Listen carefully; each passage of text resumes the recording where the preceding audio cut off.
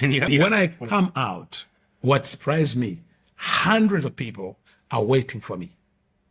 So they come out and they're worshiping. Like I'm like a god. They're bowing and worshiping. And you're 4 years old. I'm 4 years old. So like, I said, what's going on? Now my mother has no access to me, has no authority over me, because now that's when I know now I've been initiated and ordained as a witch. So from that time, there's a part of me that's human. I want to be a child. But then the people treat me like a power. You know, you want to play, but no one comes next to you. First of all, no parent will allow their child to come near you. You see? Two, you're busy. You know, people could come every day and night for help. To get powers, to get what, then some of them are as old. One of the things that I so painful, even I remember right now and read it, he had a lot of... He was born. On the day you were born, you were married to a 60-year-old witch. A 60-year-old witch that was the Grand Master Witch for the continent of Africa. So today we're learning about this guy who's initiated into Satanism even before he was even born. And he's going to tell us how he started serving Satan from a young age, like before he was born. He was the way my husband has said. How that journey started until how he was able to be redeemed. How can I say, is it redeemed? He broke free from it. Yeah, to break free from it and get born again. So it's a long video, but we've decided to do it in small parts because we could not do it for 3 hours. So we'll start with part 1 today. Today we're just looking at his initiation. By the way, I knew the power of prayer before I became born again. I kept like encountering people praying and wondering what kind of lives are they. One example, maybe to bring it out, is I was still in the occult, and I was in the city in Kampala. And I remember I got instruction from our leaders to vacate the city and stay away 70 miles away from the city and remove all our operations, because a man of God was coming in the city. And I remember we were told that if we stay in the city where that man is, his prayer would kill us, all convert us. And I remember the instruction was stay out of the city 70 miles away. Wow. But also do not enter the city even 21 days after he has left. So I was still in the occult, and I was like, what kind of power is this? Because I knew the power, I knew Satan, I knew I had been all in these kind of powers. But then we were being warned not be around that man's, where he is in the city. That man was Maurice Cerullo. So he was coming in the city, and I remember we were told, stay out of the city 70 miles away and do not enter the city another 21 That's days. Incredible. Because even after 21 days, his power, the effect of his power remains in the atmosphere after 21 days. Wow. He has been in the city. So I knew the power of prayer. So when I came to Christ, the Lord was telling me, okay, you have seen the mistakes, the errors, because one of the work I was doing before I came to Christ was fighting churches and breaking churches. And the Lord was saying, now, you know how you broke these churches, and you know what were the errors and the mistakes and the weaknesses. So can you train an army of intercessors all over the world to bring out, to stand and take territories? Wow. So now let's go back to the beginning. What are the earliest memories you have? My memory, when I was around 3 years, I realized in my home I was living with my mom and my uncle, the brother to my mom, and no one else. And it was strange because I was wondering why other people don't come to our home.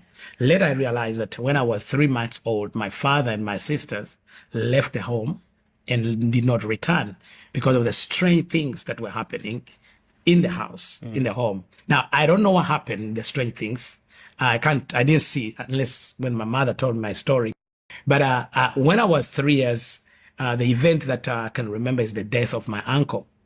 And when I began now my initiation into witchcraft when I Okay. was 3 years. I want us to come back to the death of your uncle, but before we come back to that, can you tell us what happened before you were born? Because this is really critical part of understanding your journey. Give us an idea of what was going on with your mom and a marriage and her desperation to have a son that laid the foundation for you to come into this world. I came to hear this story when I was around 12 years, to hear the story of my birth and why I was strange. Now, by the age of 12, I was already deep in the occult. I'd been made a trainer of witches when I was the age of 9. At the age of 7, I was a territorial witch in charge of a territory. I had strange powers. People older than my mother could come and bow to me. Politicians, businessmen for powers. So I kept wondering, where did I get all these powers? Where am I strange? But my mother kept taking me to different witch doctors for help to be delivered from those powers. But several times we could go to these places claiming that when she takes me to them, I steal their powers. So like even the witches, the sorcerers, the diviners, even they hated me because they were, this baby has strange powers. So my mother decided to take me to a man in Pemba. Pemba is in Tanzania, in the Indian Ocean, who was called a sultan. So in this journey, she said, I'm going to take you to this man, and this man is going to help you. So that's when I asked. I remember we were in Dar es Salaam, we were on the port trying to get a ferry to go to Pemba. And I asked her, but Mom, tell me something.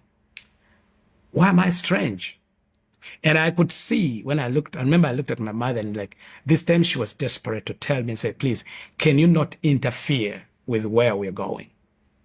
Can we please don't interfere? So like to convince me not to interfere, my powers, the power I had as a boy, for where we're going. So she had to tell me the story of my life, how she ended up in this.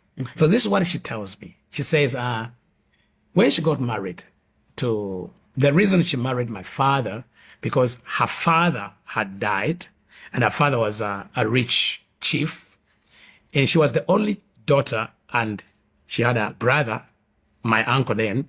And when her father died, she says she knew the family in Africa. Most times the family would take over every property, so she needed protection. So by the grace of God, she says, at the time when her father died, and she's desperate, she's just a young lady, then my father started dating her. And my father, coming from a prominent family, a very known family and very strong, she thought this man, if he marries her, she'll get protection. So she gets into the family. Now, my father also was marrying her because he had been told he would find a young girl, marry early, and get as many children as possible. Because my father, being a son of a chief, son of like a prime minister, he was the only son. The brother had died. He had 7 sisters, the only son. So they were like, now you need to get a woman, get children, and raise a heir for the throne, like the chiefdom. So he marries for the purpose of getting a son. So when she married, my father and my mother, they married. She gave birth. The first child was a girl. The second child, also a girl. The third child, also a girl. Now, by the fourth child, the entire family, the chiefs, the tribe, they're all like, this woman is a waste. Because in my tribe, if you have only girls, they say you don't have children. Wow. So they wanted a heir. So in desperation, she went different witch doctors in different parts of the nation. And so she went, they told her, we're going to help you conceive. Then she conceived the 5th child, who was now also a girl. She went on different witch doctors, different altars, different and also she conceived again the 6th child, also a girl. And she tells me that she was so desperate because she knew if she can't get a son, she will lose the marriage, and now her life will be wasted.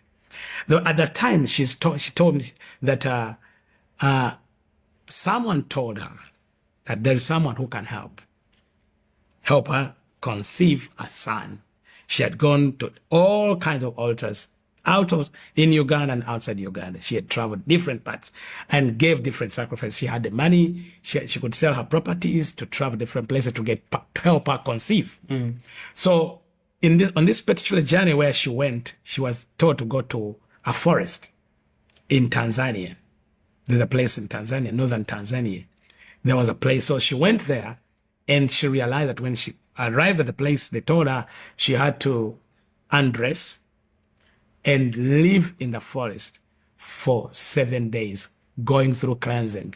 Wow. Before she appears before the person to help her. Now, before there's something I want us to note here, that was the king of darkness, but they understand the principle of consecration and cleansing. Yeah. Now I understand after that. So they tell her you have to undress, stay in the forest, cold, don't eat anything cooked for 7 days. So after the 7 days, you are clean enough to appear before this priest who was going to help her. So she says when she appeared after 7 days, that this priest was a woman who always lived in the forest. And she was like the chief witch of the entire continent, because all the witch doctors I mean, the entire country of Africa, not continent. Wait, she was the chief witch of the entire continent of Africa. Of Africa. So Wow. all the witches or the wizards or the sorcerers or the politicians, the leaders could go to her for powers. So she lived in the forest, that woman, that priest, and she had only one breast in the middle of the chest. So all the people that went to her to see her often went through similar rituals. Similar They ritual. have to stay in the forest for 7 days. Naked. Eating leaves and stuff. fruits for 7 days. Wow. And then after 7 days, you appear before her. That was the ritual.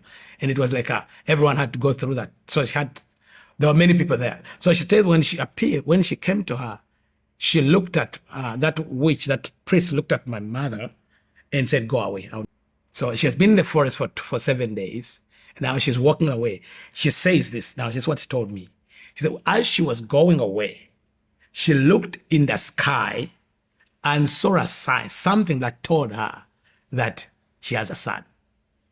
She doesn't know what told. So she walks back to the place where they register. And she tells them, please, I want to go and try again. Then they tell her, but also, if you try again, you have to go again through another 7 days. Wow.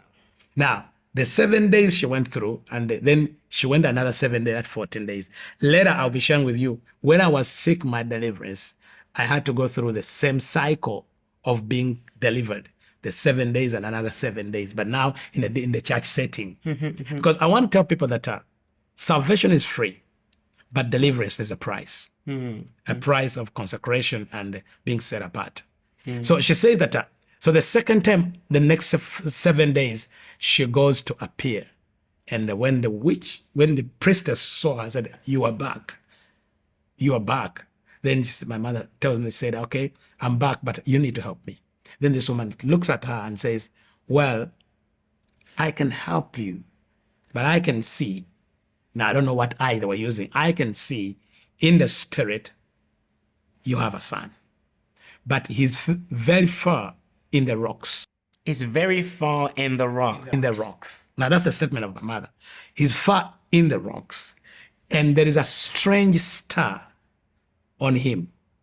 If I bring him out, he will be a problem to our powers. The only thing I can do, if you can offer sacrifices, but also if you can accept the condition we shall give you. So my mother asked, what sacrifice? They told her I have to give 7 cows for 9 months. That is 63 cows as a sacrifice. Wow. Then say, okay, I'll do that. Because she was desperate and she had the means. Then they tell her, okay. 7 cows every month for 9 months. For 9 months. That is 63. So then the other condition was, okay, if you conceive and give birth, and this is a boy, you promise you will offer him to that woman, the princess, as a husband. She didn't know what it means. She didn't know what it meant. First telling me she didn't know that it was that. And then they told her that, okay, when you give birth, you must bring that child to the forest before the end of the first day. In other words, before the sun goes over him. She tells me she didn't know what was involved in. So she left offered the sacrifice, returned home, she conceived. To her surprise, she gave birth to a boy. Wow. That is what I can say. I mean, this lady, the things that people have to do in order to get something. People can't go to God, but people can decide to sacrifice, go to the forest, stay naked, fast for 7 days. But you cannot fast when we are told to fast in order to grow closer to God. Yeah, when you at church and the pastor says, "All right, next 7 days, I need you to stay away from food. No eating food, no drinking water. Just stay away from it. Stay in your Bible. Stay in prayer." I can't do that. Then, in the same sense, people say, "Tell me to do something. I'll do it. Whatever you need me to do, I'll do it." Somebody needs to go to the forest for 7 days, butt naked, eat nothing, drink nothing, and stay there in the middle of nowhere. And then afterwards, she was told that she had a son. I believe she had conceived. Yeah. And they are telling her they will need her to offer that son to them, plus a sacrifice of cows.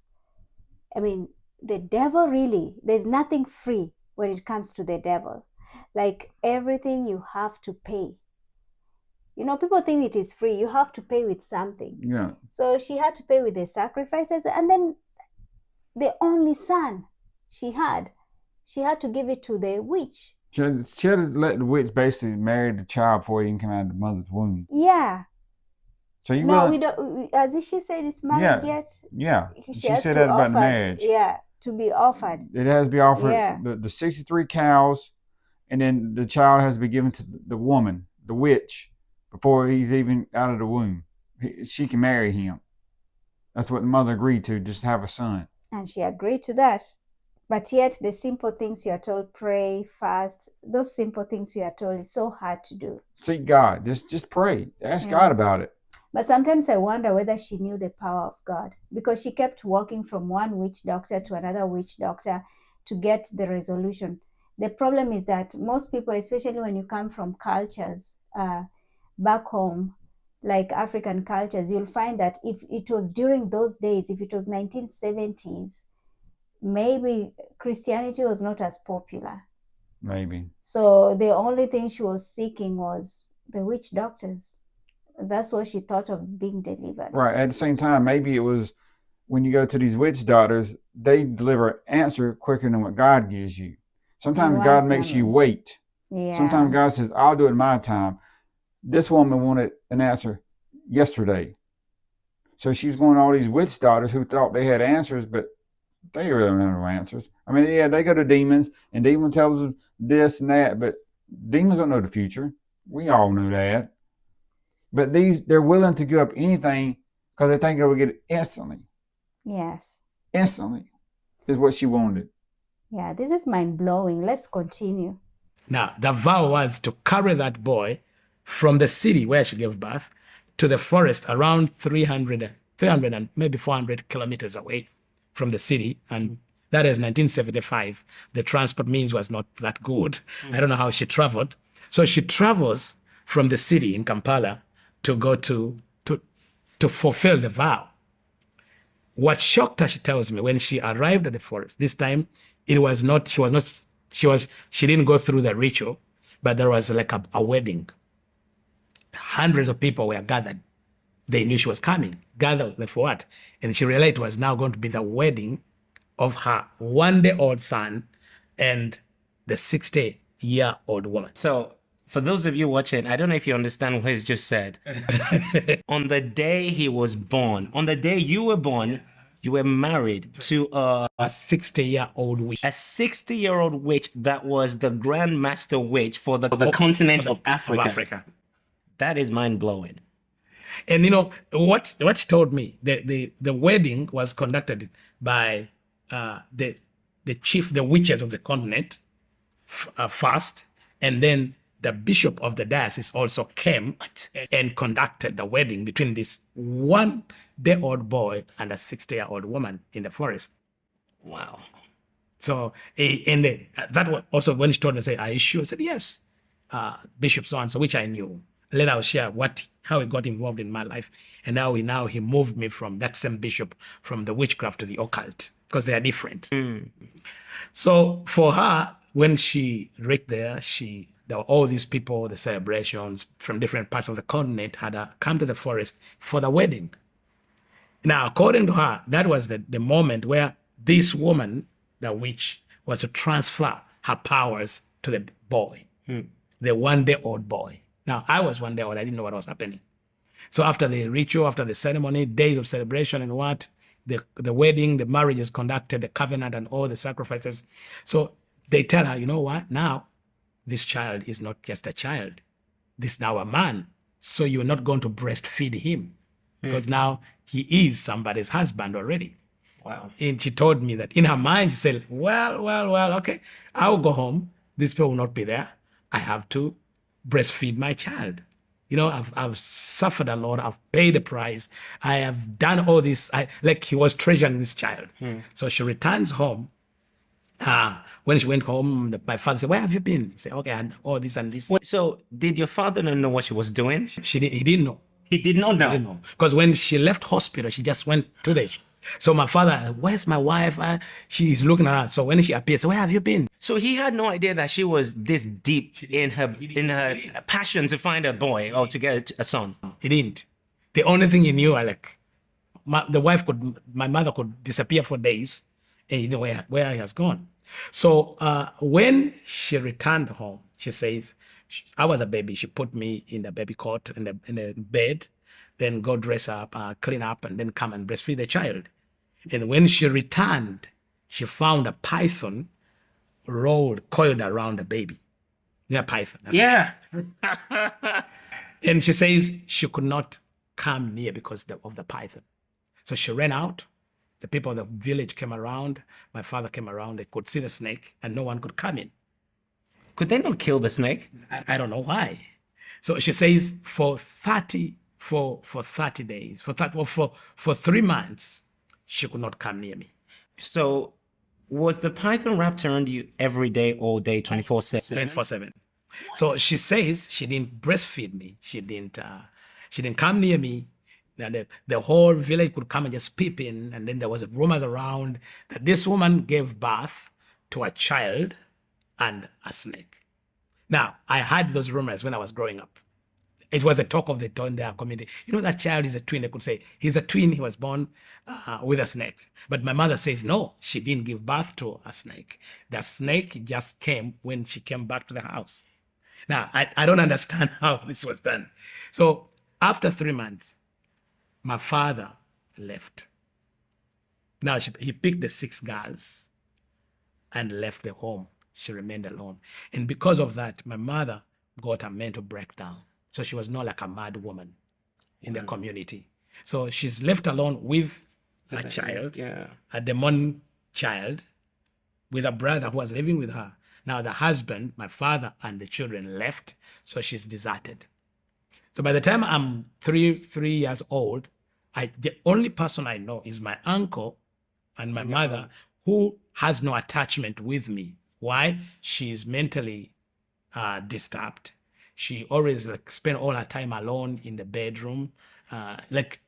There's no way. So as a child, I didn't have any attachment with her. I didn't see my sisters. I didn't meet my father. The only person now I know is my uncle, the young brother to my mother, who was also, I don't know what happened. He was also addicted to alcohol.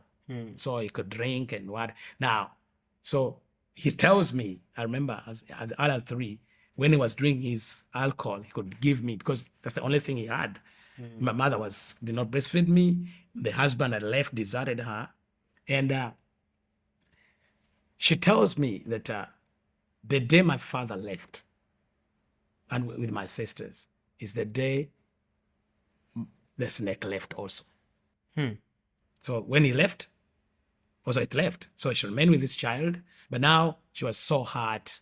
She was so heartbroken, and then she got into a mental breakdown because of the husband leaving her. She's alone.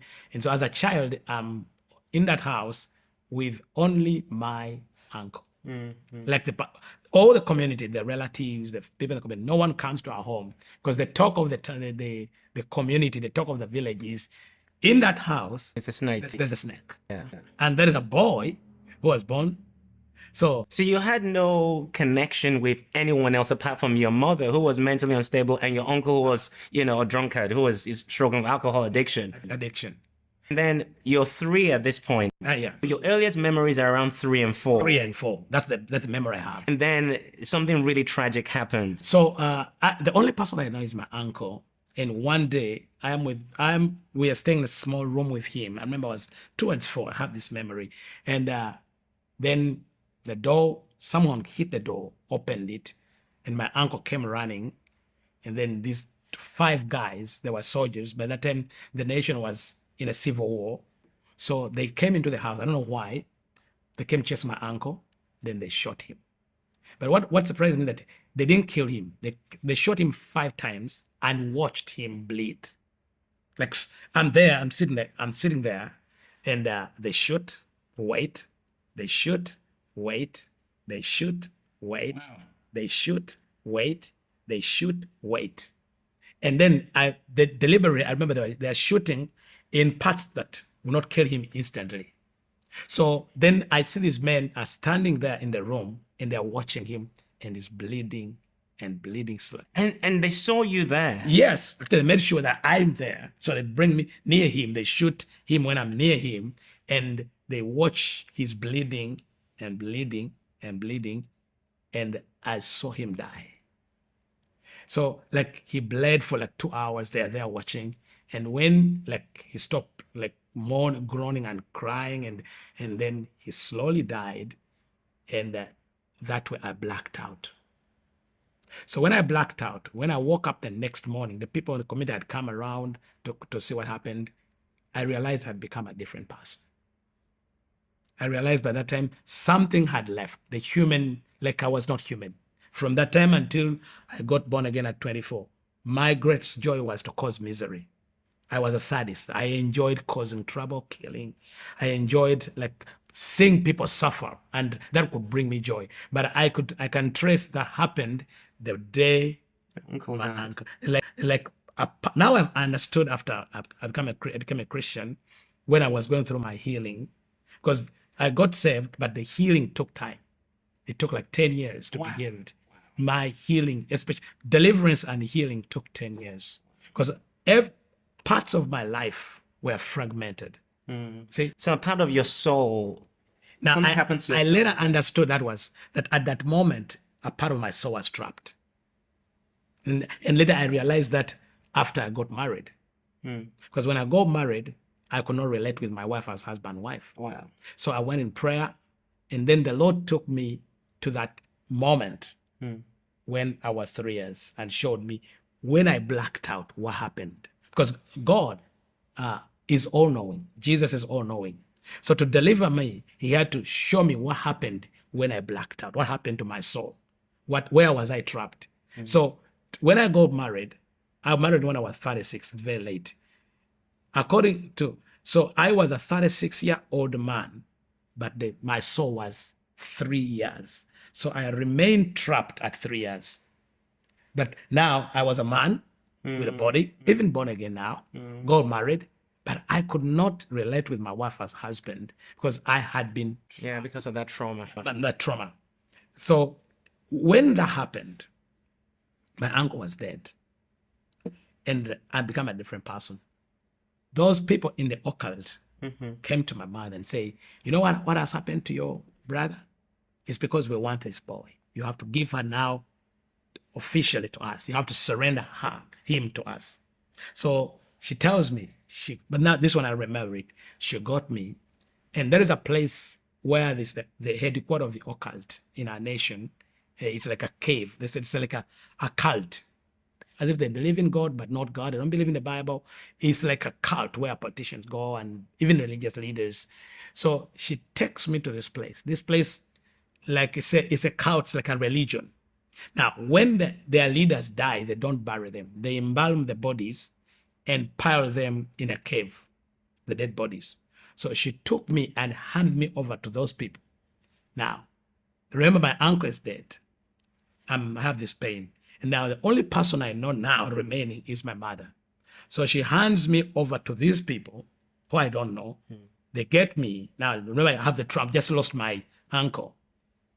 Put me in a cave with dead bodies, lock it for 3 days and 3 nights without food, without water. And how old are you at this point? Now towards 4.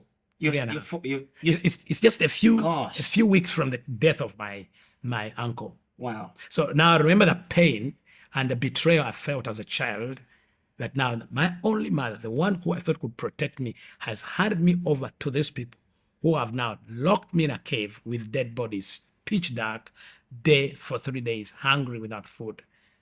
Now, so what happened in that cave is the things I saw inside there those 3 days, like the spirits, Lucifer, the demons, could come and talk to me. Serpents could come into my body. All kinds of things were done on my body. So it was in being initiated into deep occultism and witchcraft, like every part of my body. Now, that's the first time I am knowing about the snake, which now Mama to tell me, which came at birth. I remember it came around me, coiled around me in the cave and entered my body.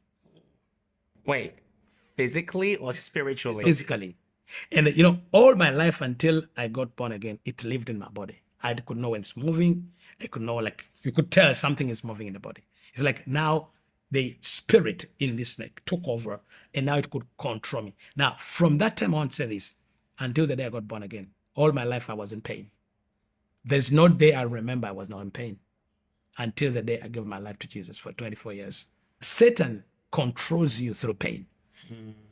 Because it has to manipulate you to control you. So it had to keep in my body. I could not eat well.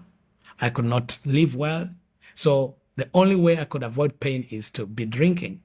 So I began drinking. I didn't drink alcohol, and I became addicted to alcohol because that's the only way I could now kill Numb that the pain. pain, yeah. Numb the pain. So that's a powerful thing you said. Satan controls you through pain. There's so many people that, have come into the trap of the enemy because of bitterness and all sorts of things that have happened in their past that have not been resolved through the cross and accepting Jesus. In fact, they may have accepted Jesus, but they've not allowed him to bring healing and they've not forgiven. But that's an access point for control of the enemy.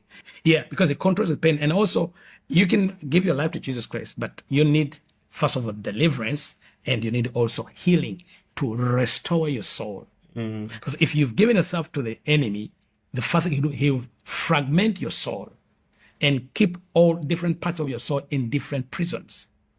The bitterness, anger, unforgiveness, guilt, hatred, traumas, all these. Now, each one of them is like a print on your life and now has given you a false identity and personality, which is not you. So you have the identity and the personality of the demons that are now residing in those pits where the pain is.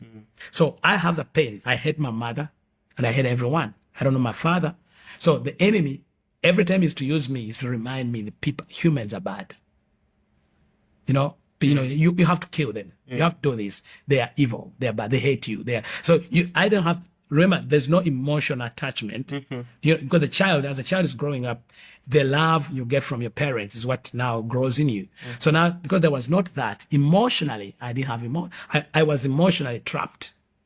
I didn't understand what's love, what's fear. I never cried. I never laughed. Wow. Because I didn't understand this. You see? So now you go through this deep ritual. 3 days is completed. You come out, and what happens? People are worshiping you. When I come out, what surprised me, hundreds of people are waiting for me. So they come out and they're worshiping. Like I'm like a god. They're bowing and worshiping. And you're 4 years old. I'm 4 years old. So I said, what's going on? Now my mother has no access to me, has no authority over me, because now that's when I know now I've been initiated and ordained as a witch. So from that time, there's a part of me that's human. I want to be a child. But then the people treat me like a power. You want to play, but no one comes next to you. First of all, no parent will allow their child to come near you. You see? 2, you were busy. People could come every day and night for help. to get powers, to get what. Then some of them are as old. One of the things that I so painful, even I remember right now and read it. It had a lot of the people as older than my mother could come and they have to undress to be naked before me, women, and then you have to give them powers. Now, if a 4-year-old you're exposed to such, that affects your life. And like, even today, like it affected my life until Jesus healed me. You know, like you're seeing naked women and naked men. You are a 4-year-old, a 5-year-old. That affects you, the way you look at people, the way you think, the way. So what Satan does is to abuse, you see when people abuse children, people think it's just lust. Sometimes in initiation. They're initiating them when they expose them to pornography, when they expose them to all these things, like men and who abuse children. Like, and in my ministry, I found that many people that who are struggling to be healed and delivered, it happened. Their exposure was in childhood between 1 and 6. Those who were sexual abuse, those who were molested by teachers, parents, siblings, and all. And it is a gate the enemy uses to trap the soul. So mine was trapped. But okay, the killing of my uncle, trauma, trapped me. Yeah. Then the betrayal of my mom trapped me. But then the years of being exposed to such things, like you, women and men, come to you every day, have to undress, sit naked before you. So at this point, where are you living? Are you just living in the forest somewhere?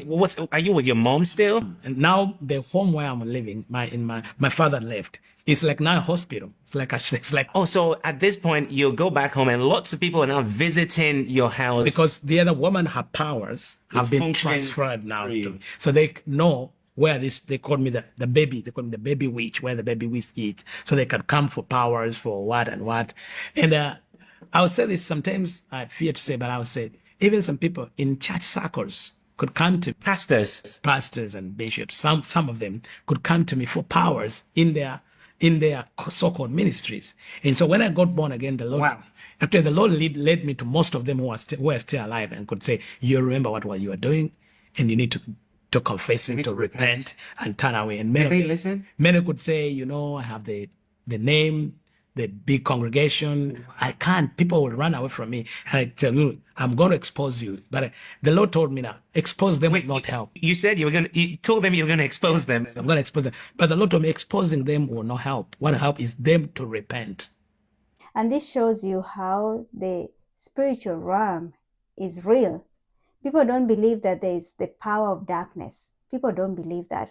But there is darkness. There's this realm of darkness that is going on. Exactly. And that's why we are told our fight is not against the physical. It's not a physical fight. It's against the powers of darkness. Like Mark said, it's not flesh and blood. Yeah. It's principalities and rulers of darkness. That's who we fight with.